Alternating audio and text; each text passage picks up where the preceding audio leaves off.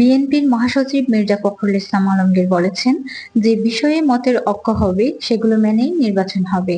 যারা নির্বাচিত হবে সেই সংস্কার করবে। সংস্কার ও নির্বাচন আলাদা জিনিস।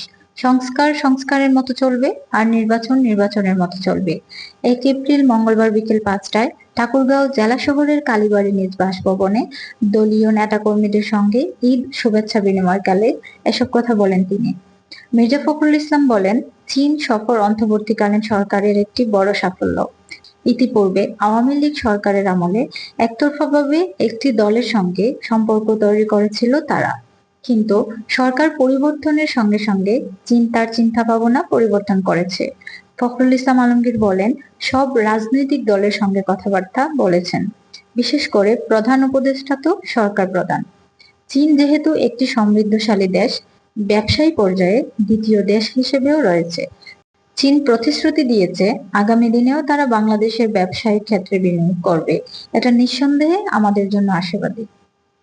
মির্জা ফখরুল আরো বলেন, রাজনৈতিক দল হিসেবে অন্তর্বর্তীকালীন সরকারের সঙ্গে আমরা সুসম্পর্ক রেখেছি।